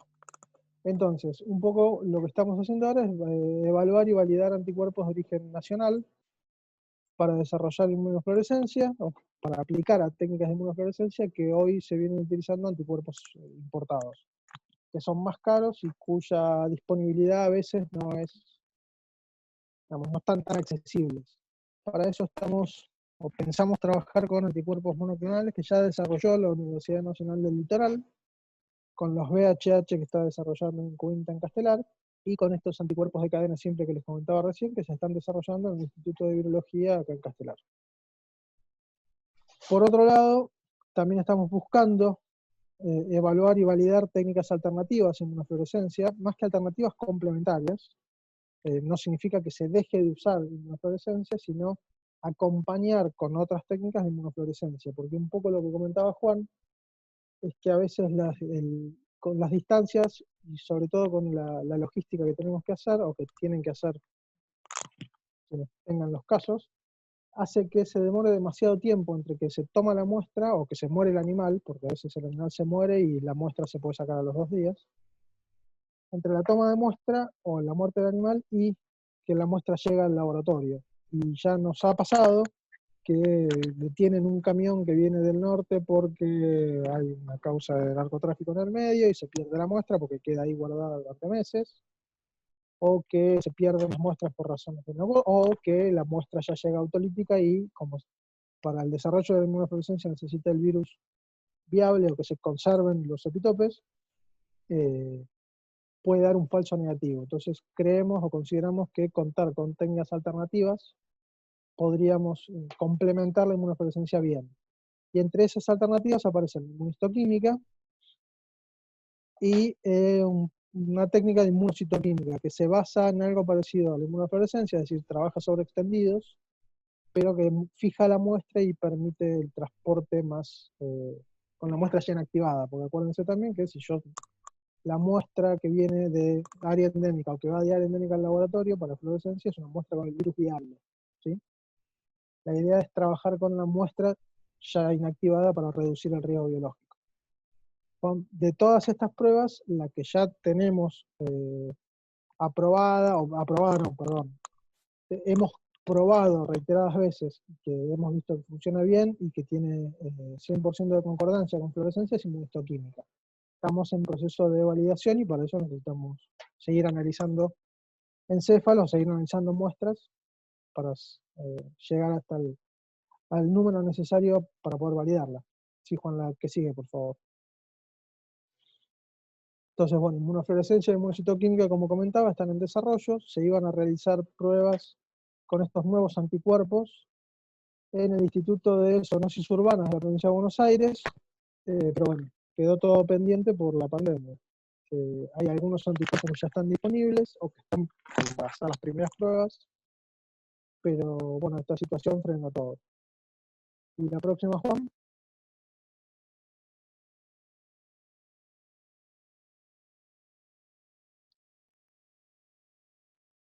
Como comentaba recién, con los monoclonales de la Universidad Nacional del Litoral, la técnica ya la tenemos ajustada, ya sabemos de todo el panel de monoclonales cuál funciona bien y estamos en proceso de validación. Y con los VHH y con los anticuerpos sintéticos estamos esperando a que se resuelva un poco esta situación de pandemia para poder volver al laboratorio y terminar de probar unos VHH que ya estaban casi listos para evaluar, ¿sí? Pero bueno, venimos un poco más atrasados con los anticuerpos, con los no anticuerpos, con los monoclonales venimos bastante bien. Juan, ¿podemos pasar a la próxima? Sí, sí, sí. Guarda, Fer, que se te escucha por ahí cortado. No sé si... Hola, ¿y se me oye bien? Pasamos a la próxima. si estoy en eso. Esperá. Ahí vamos, para adelante, ahí vamos. Bueno, esto es un poco los resultados de lo que venimos viendo. Lo que se ve en rojito son los antígenos dentro de los cuerpos neuronales. Fíjense que se ven bien sobre neuronas. Y la próxima, Juan, es muy similar, con otra técnica, otro procedimiento, mucho más concentrada, en este caso se ve marrón. Y como comentaba Juan, la lesión, bueno, en este caso el virus, está en los somas neuronales y se ven fundamentalmente en los cuerpos, ¿sí? Y en las terminales de los somas neuronales. Acá con esto yo estaría terminando. Me comentaba recién en el chat Agustín que en San Luis se están teniendo casos, algo parecido a lo que ocurrió hace unos años, Carlos, en Córdoba, si no me equivoco. Sería interesante, este proyecto contempla, la intención del proyecto es, por un lado, detectar casos para evaluar la situación epidemiológica y tratar de estimar los costos asociados a la presencia del caso, un poco lo que comentaba Juan al principio, no solo porque se muera un animal, sino porque hay que interdictar, hay que cerrar, hay que vacunar, hay demanda de personal y demás, que ahí tiene un costo que muchas veces es oculto o está oculto. Y por otro lado, para poder seguir desarrollando otras técnicas diagnósticas y de alguna manera, si la intención será, cuando las técnicas estén validadas, que digamos, nosotros no estamos en área endémica, que quienes estén en área endémica cuenten con esa herramienta, es decir, que participen del desarrollo y que después la puedan aplicar si es que la necesitan. Así que sería bueno, tanto con Agustín y con quien quiera que lo hablemos, nos sentamos, lo charlamos a ver si podemos profundizar un poco esta colaboración que se está iniciando con esta red, con estas presentaciones mediante la red de diagnóstico. Y para finalizar, perdón, la última. Sí. Hay un curso virtual que ofrece la FAO, que yo tengo el link. A ver, Juan, si dejás de compartir vos y puedo compartir yo un puntito, ¿puede ser? Esperá. Vale. Esperá que dejar de compartir. Y ahí comparto yo. Ya no estoy compartiendo. No, perfecto. Espérate que primero quiero ver que no me vean nada raro. Porque ya veo que hacemos macana. Y compartimos ahora. Si no, después lo puedo mandar. ¿Ahí se ve? Sí. Me lo compartió Gabriela Calamante un tiempo atrás. Yo lo fui compartiendo con varios. Pero bueno, acá está la posibilidad. Por ahí lo podemos compartir entre todos. Con este link se inscriben en el curso. Es un curso interesante. Es largo, pero la verdad que a mí me pareció lindo. Es llevadero. El único problema es que en teoría da certificado y si necesitan el certificado, bueno, no llega. Pero el curso es interesante. Así que con esto quería... Si querés después pásamelo, Fernando, y lo comparto por el mail Dale. A todos. Perfecto. Quedamos así entonces. Bueno, vamos leyendo las preguntas que fueron haciendo. El primero fue Miguel Daluz, de Misiones, comenta que ellos en Cerro Azul vacunamos a todos los animales sin tener en cuenta la categoría, inclusive equinos. Bueno, yo voy leyendo, por ahí algunos son comentarios al pasar, otros son por ahí con preguntas puntuales. Si quieren hacer alguna aclaración, chicos, metérsela, no hay ningún problema. Sí, a ver, sí. La vacunación de equinos, nosotros acá se hace de rutina, porque es muy común nosotros acá tenemos casos en equinos, justamente tenemos un caso ahora para confirmar, y el problema que tienen los equinos es que ahí es donde arranca el quilombo, ¿no? Porque imagínate que cualquiera de las encefalitis de equino, o el grueso, el 80% de las encefalitis de equino son zoonósicas. Entonces, o se las mando al Pasteur, o se las mando al Maistegui, o se las mando a quien se las mando. Entonces todos quieren el mismo encéfalo. Y el caballo hasta ahora tiene uno. 2 hemisferios, pero uno. Entonces ahí es donde arranca el despiole. Por eso yo digo que no se puede trabajar pensando solamente en una enfermedad, y más con el caballo. Porque, por ejemplo, nosotros hay casos registrados en Tucumán, no particularmente por nosotros, pero de West Nile o de cualquiera de estas, de encefalitis de las transmisibles, y tenés que decidir a dónde mandás muestra. Entonces, sí, en el caballo, y vuelvo a insistir con lo de la médula, porque nosotros con Fernando, incluso yo tuve un caso en donde yo me pinché el dedo sacando la hipófisis, y mandé al Pasteur muestras las muestras de rutina que se establecen por protocolo para rabia, y dio negativo. Y nosotros haciendo inmunistoquímica de médula dio positivo. Perfecto. Mismo caballo. En ese caso también habíamos tenido un problema en la encomienda. La encomienda se perdió, llegó como una semana más tarde, y bueno, por supuesto ahí la muestra llegó medio política. Más allá de la región anatómica, en ese caso también impactó la encomienda. La logística. Ya no me acuerdo, pero incluso hemos tenido caballos que las lesiones están fundamentalmente en médula. Bien. No sé por qué. Si vos me preguntás por qué, no sé. Y nadie abre la médula, ese es el otro tema. Sí, Fernando. No, que yo tampoco sé digamos, las razones de por qué se distribuye como quiere el virus, un poco lo que dijo Juan. Digamos, lo único que sabemos, la única constancia es la inconstancia. Sí. Carlos Marquinera preguntaba si, Juan, habías visto alguna vez hemoglobinuria o sangre en orina de vejiga en rabia. Mira, no, yo una vez, Raúl Marín tuvo un caso en donde él supuestamente vio eso. Ahora, vuelvo a insistir, no sé si habrá ocurrido algo en simultáneo y demás, porque desde el punto de vista de la fisiopatología, bueno, vos lo sabés, lo que yo es como que es difícil de explicar. Pero Raúl alguna vez me lo comentó, que él lo vio, o él en un caso que le dio positivo y lo vio, pero no sé, no, yo por lo menos, sí acá es característico y es como, por lo menos, si vos me decís mi experiencia, la primera sospecha que yo tengo es por que es una tontera, pero si estás en zona endémica y encontrás esa vejiga así, y nada más, a mí casi que acá, por ejemplo, en los animales esos que vinieron de Formosa, que yo te comentaba, los saqué por eso, porque yo llegué y el animal estaba muerto. No es que vi signos clínicos y me dijeron que el animal no tenía signos.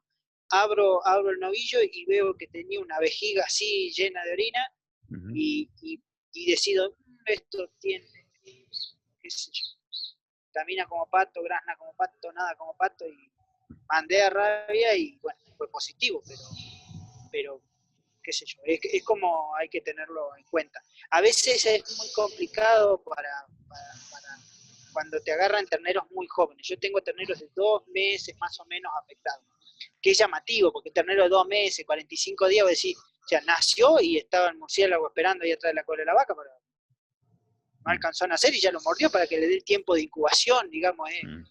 Hay un caso registrado de un animal si mal no recuerdo, tendría que chequear el paper, pero de 10 días, que fue la vaca estaba infectada por virus rábico, y en la lamida, digamos, del postparto, la vaca desarrolló el cuadro y lo transmitió al ternero y lo desarrolló ahí a los 10 días, pero si no sería muy poco probable en un animal tan joven.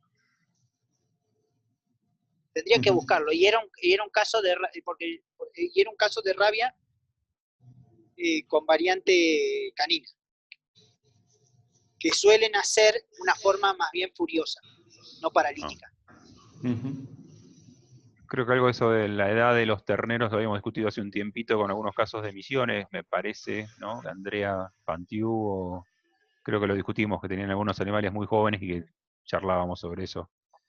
Y se mueren muy rápido los terneros, 1 o 2 días, y muchos de los veterinarios no lo sospechan. Consultaba eso de vejiga porque me pasó que tuve un caso con síntomas neurológicos y tenía hemorragia en vejiga, muy clarita, como una vejiga, como una orina similar a hemoglobinuria, pero bueno, por suerte tuvo signos nerviosos y decidí sacar cerebro y terminó siendo rabia. Pero si Si no, estaba muerto, no. Si hubiera estado muerto y lo encontrás muerto, sí, me la morfaba como cualquier otra cosa.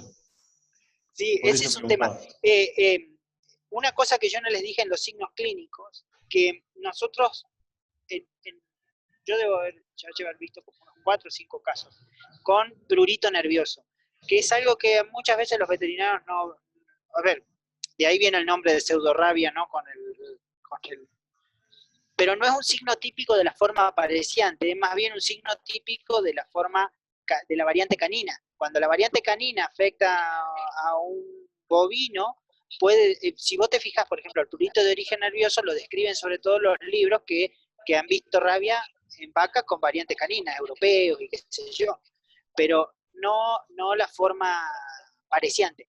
Ahora, ¿por qué la forma apareciente se expresa de este modo y no hay quien lo explique, ¿no? O sea, es algo que muchos libros lo dicen, la bibliografía entre los clínicos, la mayoría habla de esto, y ¿por qué pasa una cosa? Yo creo que rabia, viste, esas enfermedades viejas, con muchos agujeros negros, y bueno, vaya a saber Dios qué pasa ahí adentro. Bien. Ahí Gaby Calamante pregunta qué correlación tienen entre el diagnóstico a campo por sintomatología compatible con rabia y la confirmación por el Instituto Pasteur. A ver, particularmente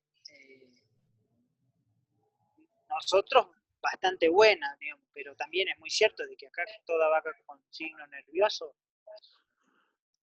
nosotros tenemos más o menos de los casos de signos nerviosos, nosotros el 50% de nuestra casuística del servicio se debe a signos nerviosos. Y de ese 50% que tienen signos nerviosos, más o menos un 25% es rabia. Así que imagínate vos que son muy altas las chances de cuando tenés algo con signo nervioso sea rabia. Entonces la eficiencia en general termina siendo bastante alta. Cuando sospechamos de rabia, la probabilidad de que sea rabia es bastante alta. Y nos ha pasado de que a veces nos dé negativo, como les decía, o el caballo, y empezás a dudar, y la muestra se habrá conservado, habré tomado bien, el pedazo que fue justo tenía el virus, o lo que sea, y después cuando te pones a ahondar y a buscar otras pruebas, nos termina dando positivo por otro lado, o por la inmunohistoquímica, o a veces, por ejemplo, yo en el Pasteur, con los primeros casos que ellos te hacen inmunofluorescencia y no te hacían RT-PCR de arranque, yo les pedía el RT-PCR. Porque yo decía, esto tiene cara de rabia, esto huele a rabia, esto parece rabia, y me daba negativo a la fluorescencia. Y imagínate vos que, además, y la otra prueba, que es la prueba biológica, que es la que hace, por ejemplo, es la que hace SENASA, o sea, SENASA no hace RT-PCR. Entonces, con más razón, si vos mandás para hacer fluorescencia, la muestra tiene que estar muy bien, porque la prueba biológica no podés mandar un encéfalo podrido dentro del encéfalo del ratón.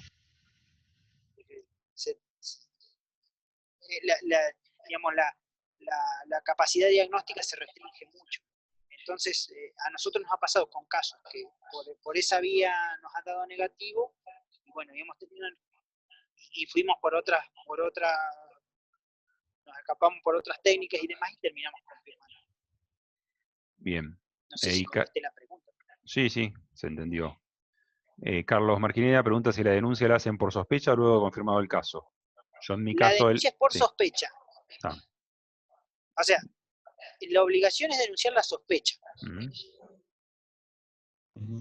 no la confirmación. Si ya está confirmado, digo esto porque a nosotros nos valió varios dolores de cabeza. Cuando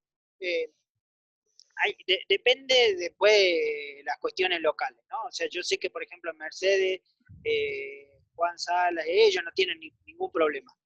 Nosotros acá hemos tenido, nosotros pensábamos que al principio pensábamos que la sola remisión de material a la red de rabia ya era acto de denuncia, porque si yo te estoy mandando un encéfalo a la red, y vos estás recibiendo un encéfalo en nombre de alguien con el número del productor, por lo que sea, vos supones con el número de RESPA y todo, lo recibía el de la red, se supone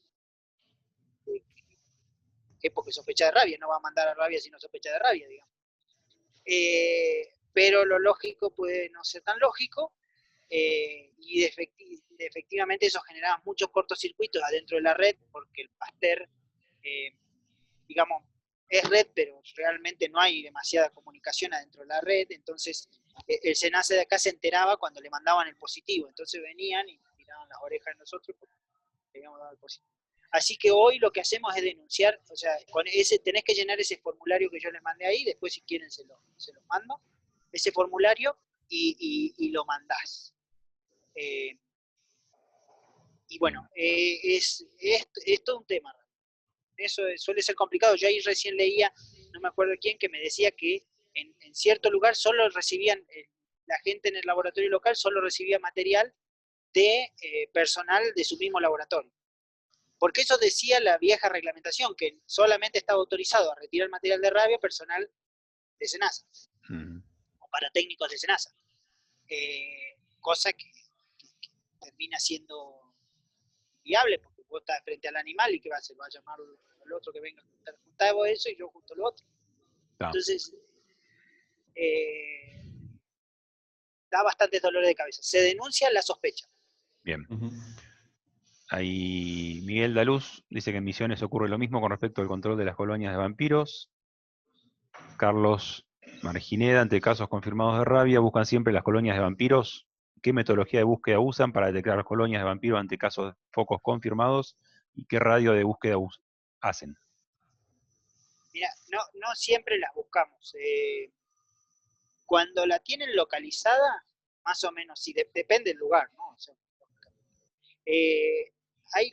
la mayoría de las veces me ha pasado, porque yo a veces cuando paso la denuncia voy con el GPS y marco el punto donde está la colonia para pasar el punto de GPS de la colonia. No siempre es fácil de localizar, o a veces incluso se solapan áreas de 3 o 4 colonias, entonces en lugares muy complejas se solapan áreas, entonces, y a veces no es fácil, a veces están, por ejemplo, acá, a mí me ha tocado en Lumbrera, acá que es una zona donde había una mina que sacaban material del suelo y han quedado cuevas por todos lados, o sea que el cerro completo es positivo de modo. Claro. Entonces, Pregunto eso, Juan, porque en la zona centro de Córdoba, casi a 200 kilómetros del paralelo 31 Sur, ya medio que es endémica la rabia en toda la zona de sierra, digamos, de Córdoba. claro.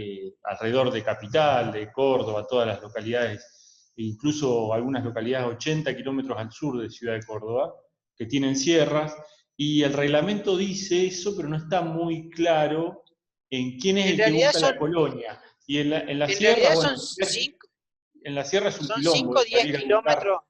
colonias, ¿no? En realidad debería estar en 5 o 10 kilómetros alrededor del foco. Claro. Eso es lo que se establece por ley. Y el murciélago no se mueve tanto, digamos, porque tiene que estar cerca de lo que yo te decía, más de 48 horas sin comer, el tipo caput. Entonces no se mueve tanto.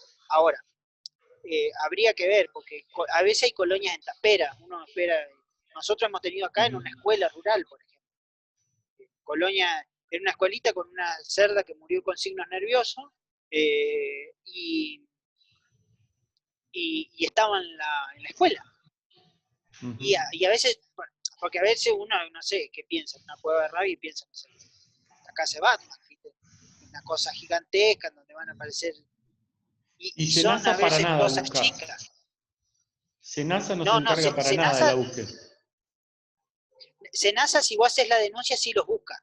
O sea, vos tenés que denunciar. Lo que pasa es que a veces es difícil encontrarlos, digamos. Excepto que un lugareño diga, mirá, allá, lo que normalmente se hace es, por allá abajo de un puente yo he visto, y se va y se mira ahí. Pero es muy difícil, porque a veces son ambientes muy quebrados, o a veces un árbol, ¿viste? Que te va a revisar todos los árboles de un potrero buscando a ver dónde está la colonia. Entonces, en general se hace en base a la sospecha. Yo vi que ahí parece que hay, porque vos podés denunciar, o sea, vos podés ir a la oficina local y denunciar que viste colonia. que viste un área sospechosa, y ahí se tiene que apersonar SENASA, ir y ver si es positivo o no, en base a esto que yo te digo. Normalmente yo lo que hago es ir y cerciorarme de que haya Demodus, porque a veces me ha pasado de ir y porque vieron en una casa, no, en esa tapera seguro hay. Vas y lo único que hay son murciélagos insectívoros, no hay Demodus. O sea, la colonia también se denuncia. La colonia también se denuncia, sí. Ah, ok. Gracias, Juan. Y Agustín Carocio de San Luis pregunta, con un comentario: desde fin de año del año pasado a la fecha se han confirmado 3 casos de rabia en bovinos en el norte de la provincia de San Luis. Por otro lado, murciélagos capturados en la ciudad de San Luis fueron enviados al Instituto Antirrábico de Córdoba e informaron que hay virus circulante. Después, Gaby Calamante dice, rabia no, bueno, lo que había leído Fernando, que rabia no estaba dentro del programa de salud animal previamente, y el trabajo de desarrollo de vacunas está desde el año 2002 dentro del programa de biotecnología, por suerte ahora está en este proyecto. Nancy, desde La Rioja, dice, muy lindo material, yo pertenezco al INTA La Rioja y soy parte del comité que está trabajando en la provincia, ya que hace 2 años y algo estamos con problemas de rabia en diferentes departamentos de la provincia. Ahí Alejandro que se despedía, Abdala. Y Nancy dice, en cuanto al control de las colonias de los vampiros es muy positivo porque siempre más controlados tengamos esos refugios, menos casos de animales enfermos tenemos. Carlos Robles pregunta si hay alguna experiencia en ovinos o caprinos y qué clínica. Yo no, acá no vi nunca. Sé que en Brasil hay casos en cabras y en ovejas. En la oveja es menos que en la cabra, porque la oveja sobre todo es difícil morder con lana, digamos. No debe ser tan cómodo, me imagino yo. Normalmente muerden en la zona de la ubre, excepto que sean de la nada, que sean todas ovejas de la nada. Pero no, yo no tengo experiencia en eso. Sí, acá hubo casos en llamas. Hay un caso que nunca se publicó, pero estoy al tanto de que hubo un caso acá en llamas en Jujuy, pero eso fue creo que por perros, digamos. Cuando hubo el brote de perros, unos perros mordieron una llama y bueno, ahí se armó. Bien. Ahí María Rosario Humada, bueno, recomienda también el curso que mencionó, de la FAO que mencionó Fernando. Nancy dice, cuando tuvimos un brote en bovinos también hubo caprinos que manifestaron, según productor, signos clínicos y luego muerte, pero lamentablemente no pudimos corroborar porque llegamos después. Bueno, y Viviana Brihuega, muy buena la charla. Carlos Rosanigo, no me quedó claro cómo se contaminan los murciélagos o cómo adquieren el virus. A ver, normalmente la población circula entre, digamos, va circulando de colonia a colonia, y va matando y va pasando de una colonia a otra colonia. O sea, la enfermedad se va perpetuando entre colonias. Cuando entra, mata a los infectados, y ahí es que se da de nuevo empieza la enfermedad digamos, a transmitirse. Pero normalmente es del pasaje de un individuo enfermo de una colonia a otra. Hay algún antecedente de que hay individuos portadores, pero en términos generales es así. Por eso es que la enfermedad se comporta de este modo, porque por eso San Luis, Catamarca, La Rioja, Córdoba, si ustedes se acuerdan en el mapita, yo les había marcado que es ese mapa que es de SENASA, de distribución de virus rábico, o sea, el Demodus está ahí, lo que pasa es que está en colonias mucho más aisladas. Suponete que, a ver, yo te lo hago en términos figurados, suponete que de una colonia a otra, ahí hay 60 kilómetros. Entonces la probabilidad de que haya flujo entre individuos de un lugar a otro es muy baja, por eso la enfermedad ahí es epidémica.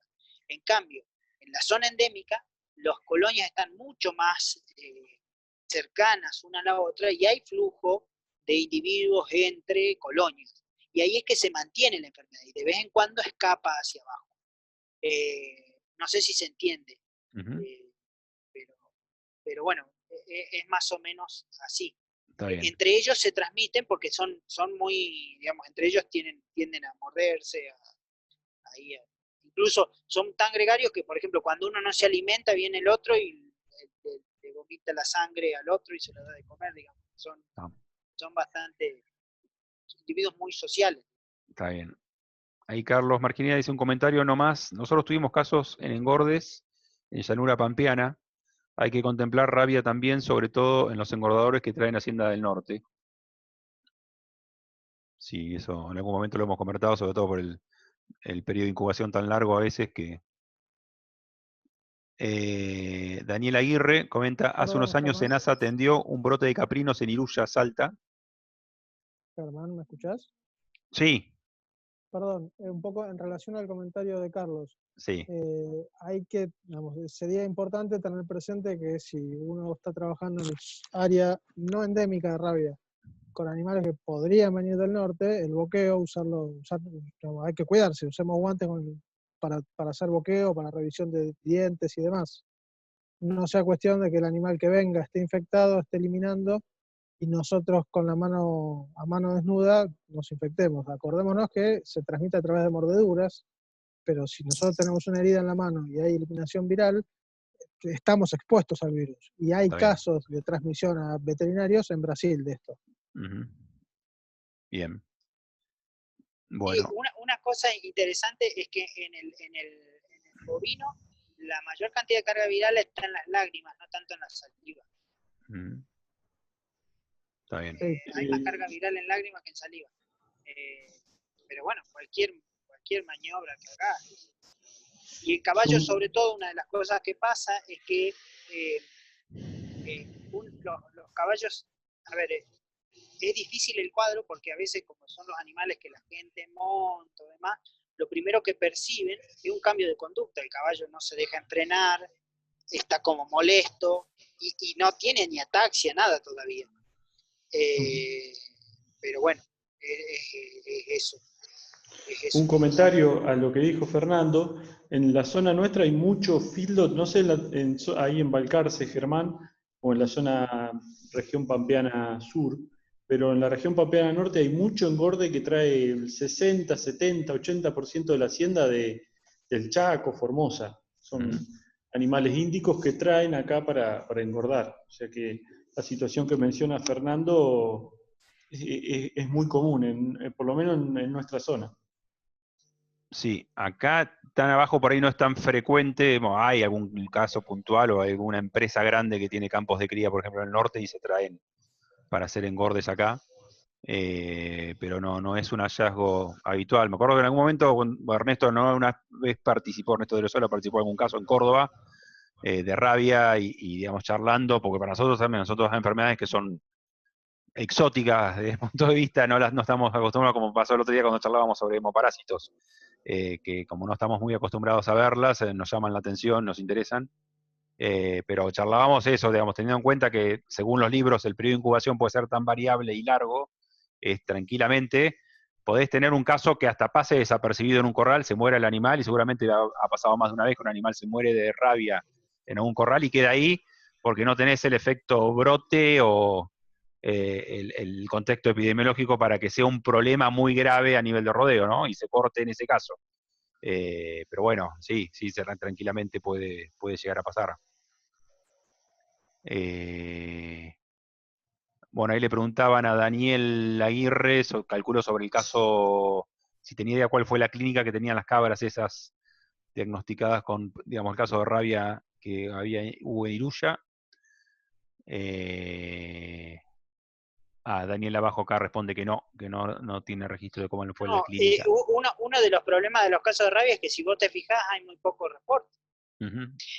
Mira, en Brasil, con un sistema de vigilancia similar al propuesto por Argentina, establece más o menos, y dicen, en Brasil y en Colombia, decían que por cada caso diagnosticado de rabia, confirmado por el sistema de vigilancia propuesto, entre 10 y 15 quedan sin diagnosticar. Entre 10 y 15 quedan sin diagnosticar. Así que imagínate vos, ya, la cantidad que habrá, digamos, que uno no lo sabe, ¿no? Porque además pasa esto, de que como muchas veces el productor tiene dos opciones. Si denuncia, tiene quilombo. Y si no denuncia, y tiene que vacunar. Tiene quilombo y tiene que vacunar. Eso es lo que le pasa al tipo. Y si no denuncia, vacuna, y si es rabia se pasa, y si no, ve que otra cosa es. Pero entonces termina siempre, yo creo que ese 10 o 15 todavía se queda corto. Porque incluso hay productores que me mandan un video y me dicen, che, ¿se puede ser rabia? Y listo, y queda ahí y desaparece. Vos le decís, ¿puede ser rabia? Y no te llama más por un año. Al año reaparece el tipo, ¿viste? Ahora con otra cosa nada que ver, con diarrea. Ni te pregunta por signo nervioso. Porque no quiere ni que le digas. Vos imaginate un tipo dentro de un film. Que le parece un mes el transporte. O sea, que se le interdicte la tropa. Le interdicte no la tropa, le interdicte en el filo. Sí. O sea, es realmente complejo. Y es ahí donde creo yo que hay que trabajar un poco. Y sobre todo con las capacidades locales. No puede ser que, a ver, el diagnóstico de rabia, los puntos donde realmente se puede hacer. Por ejemplo, la determinación de variante solamente se hace en Buenos Aires. O sea, si yo quiero saber de qué variante es cualquiera de los virus que yo tengo acá, lo tengo que mandar a Buenos Aires. O sea, ¿y dónde hay más chance de mandar una muestra? Y lógicamente debería ser que acá tendríamos que tener. Y bueno, ese es uno de los grandes problemas que tenemos. Perdón, Juan, Germán, Sí. cuando yo mencionaba, porque me acabo de acordar, yo decía que me estaba olvidando de un grupo, Pato Zimmer desde Formosa también está participando del proyecto, Bien. que no es una experimental, pero digamos, se puede abrir la participación del proyecto a otros grupos o a otros extensionistas incluso que participen en Salud Animal, o que de otras unidades que trabajan en producción, como para ampliar todavía un poco más la red de detección de casos. Está bien. Así que si hubiera otros interesados, mi correo es delgado.fernando@intagobar.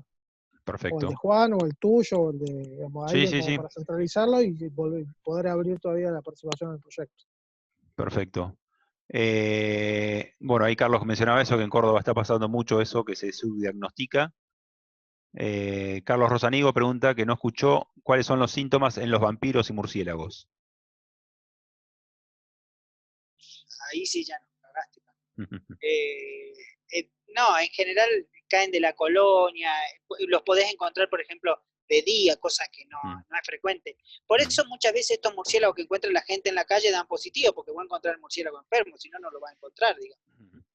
Pero no es que tiene una cuestión, por lo menos que yo sepa, así específica. En general son animales que se aíslan, se caen de la colonia, empiezan a andar de día, tienen dificultad para moverse, pero nada más, ya ahí, digamos, cuánto el tiempo de evolución en el murciélago y todo ese tipo de cosas, no tengo ni la más pálida idea. Bien. Y bueno, y Carlos Margineda vuelve a decir, seguía con el comentario de que estaba subdiagnosticado en Córdoba, diciendo que muchos casos clínicos y videos con signos compatibles, pero los tapan. Ahí Gaby Calamante menciona, sobre todo la sintomatología en los murciélagos, caído, cojea y no vuela, como un comentario. Claro, es lo que yo te decía, o sea, y aparece de día, porque un murciélago en general no lo va a encontrar. A veces, por ejemplo, aparece caído de día, eso es normal, pero no es que hay... Bien. Bueno, no sé si no hay más preguntas. Cortamos acá. Bueno, los mails de Fernando y de Juan los tienen. Cualquier cosa, si no los tienen, me escriben y se los compartimos. Muchas gracias, chicos, por la presentación. La próxima presentación, bueno, el lunes tenemos caso clínico que justamente da de nuevo Juan, así que tenés el fin de semana para terminar con el caso. Y el Ya viernes que sabemos que va a ser un viene... caso de rabia. El viernes que viene la charla de capacitación que sigue es sobre complejo digestivo porcino, también allá con los chicos de Marco Juárez. Así que bueno, muchas gracias a todos. Listo. Un abrazo, nos vemos. Hasta luego. Chao.